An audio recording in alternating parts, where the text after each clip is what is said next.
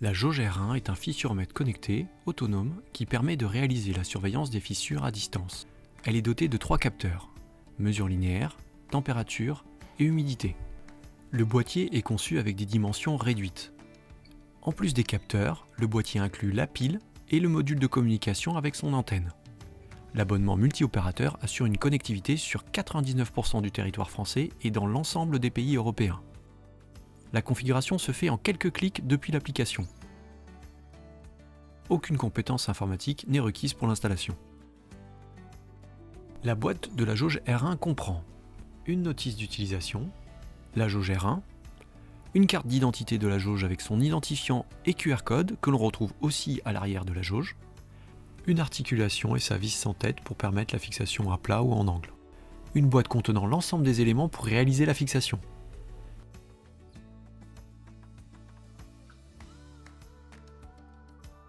L'ajout de la jauge dans l'application se fait depuis votre PC ou smartphone depuis le site soniac.app. Identifiez-vous en cliquant sur « Se connecter ». Si vous n'avez pas de compte, cliquez sur « Pas encore de compte », créez-en un. Une fois connecté, dans le menu, vous choisissez un lieu où sera installée la jauge. Si le lieu n'existe pas, vous le créez en cliquant sur « Ajouter un lieu ». Un lieu permet de classer et ranger des jauges. Puis vous cliquez sur « Ajouter une jauge ». Vous pouvez scanner directement le QR code ou rentrer l'identifiant à la main. Vous pouvez ajouter des commentaires et une photo. Puis vous cliquez sur « Activer la jauge ». 3 paramètres sont à définir. L'heure de début de la première mesure, la fréquence de prise de mesure et la fréquence d'envoi des mesures dans l'application. L'heure de début définit l'heure de la première mesure qui sera envoyée. Si cette heure est déjà passée lors de l'initialisation de la jauge, la série de mesures démarrera le lendemain à l'heure définie. La fréquence de la mesure correspond à la fréquence à laquelle la jauge va se réveiller pour prendre les mesures. La fréquence d'envoi correspond à la fréquence à laquelle la jauge va envoyer les mesures. Ce paramétrage peut éventuellement être modifié à distance par la suite. Une fois les paramètres validés, la jauge passe au statut Initialisation en cours. Pour allumer la jauge, il faut tourner la tête du piston d'un quart de tour. Le piston s'ouvre et la jauge s'allume automatiquement. Lors de l'initialisation, la jauge va suivre 4 étapes. La diode s'allume en continu. La jauge se met en route. Cette étape dure entre 3 et 10 secondes environ. La diode clignote lentement. La jauge cherche le réseau. La durée de la recherche du réseau dépend de la qualité et de la force du signal et peut durer entre 10 secondes et jusqu'à 15 minutes la première fois. La diode clignote rapidement. La jauge est connectée au réseau et communique avec l'application. À la première connexion, elle va récupérer les paramètres d'initialisation et se configurer. La diode s'éteint, la jauge se met en veille. Elle se réveillera la première fois selon l'heure définie dans les paramètres d'initialisation. Une fois initialisée, la jauge passe au statut active. Par ailleurs, si vous avez coché l'option, un mail vous sera aussi envoyé.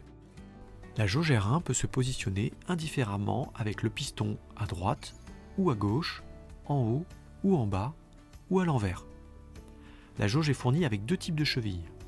Pour support plein, cheville en laiton nécessitant un perçage de diamètre 8.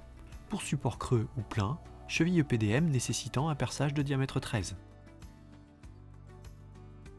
Pour réaliser la fixation de la jauge R1 sur support plein, vous aurez besoin d'une perceuse, d'une mèche de diamètre 8, d'une clé 6 pans de 3 mm et de 2 clés plates de 10. Percez 2 trous de diamètre 8 mm et de 30 mm de profondeur environ avec un anthrax de 186 mm. Prenez la jauge R1 dans la boîte, la vis sans tête et les 2 chevilles en laiton. Déclipsez l'articulation de la tête du piston. Dévissez la vis sans tête de l'articulation puis vissez-la dans la cheville. Insérez l'ensemble cheville et vis dans le trou dans lequel la tête du piston viendra se fixer. Vissez la vis sans tête avec une clé 6 pans de 3 mm jusqu'au blocage de la cheville. Réalisez la même opération avec la deuxième vis sans tête et la cheville en laiton restante. Vissez un premier écrou sur la vis sans tête la plus longue. Vissez l'articulation dans la vis sans tête la plus courte jusqu'à sentir un serrage. Et serrez encore un demi-tour. Insérez la tête du piston de la jauge entre les pattes de l'articulation.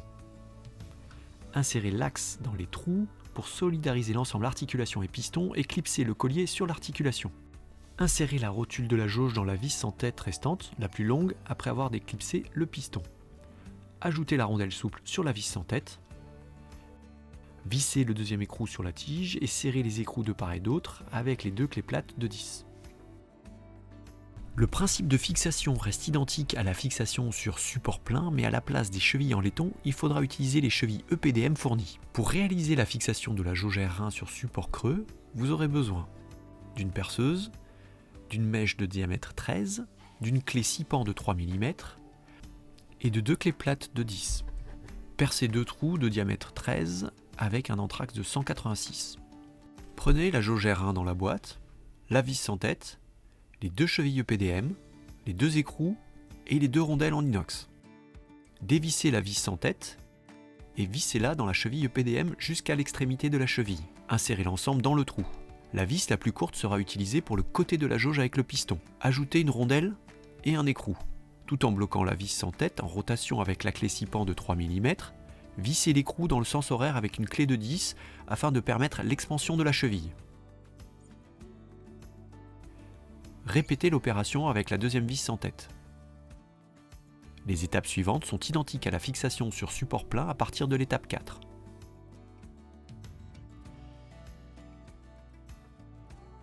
Il est possible de fixer la jauge R1 en angle sans accessoires supplémentaires grâce à l'articulation. Pour cela, percez un premier trou à environ 35 mm de l'angle. Dévissez la vis sans tête de l'articulation et utilisez la cheville adéquate en fonction du support plein ou creux. Se référer au chapitre fixation support creux ou plein pour plus d'explications. Montez un écrou et vissez l'articulation dans la vis.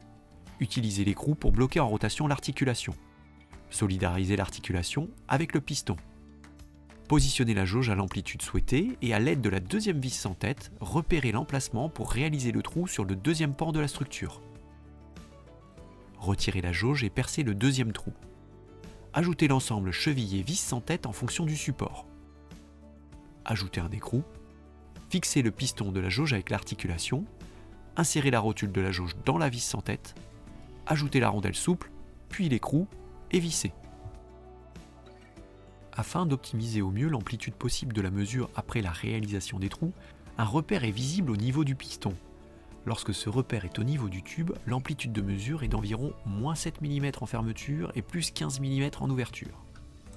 A l'aide de la clé Torx T10 fournie, il faut dévisser légèrement la vis sur la tête du piston puis faire coulisser la tête. Il est possible d'ajuster la longueur du piston de plus ou moins 5 mm. Les données sont accessibles dans l'application sous forme de liste. Elles peuvent aussi être téléchargées au format Excel ou CSV directement depuis le menu. Un graphique est généré automatiquement et peut être personnalisé en fonction de vos besoins en cliquant sur le bouton Paramètres. Le graphique peut ensuite être téléchargé en cliquant sur l'icône avec la flèche. Une alerte peut être configurée en cas de dépassement d'un seuil à la hausse ou à la baisse par rapport à la première valeur. Ce seuil est visible sur la liste et le graphique. Pour réutiliser la jauge, il faut réaliser deux actions. Éteindre la jauge après l'avoir détachée pour éviter qu'elle consomme la batterie. Vérifier que le piston est bien maintenu dans le tube avec l'ergot. Archiver la jauge dans l'application. Une fois archivée, la jauge devient grise. Pour réinstaller la jauge sur un autre site et réaliser une nouvelle série de mesures, il faut simplement procéder comme la première fois en ajoutant la jauge dans le nouveau lieu et en l'activant. Retrouvez tous nos produits sur soniac-jauge.fr.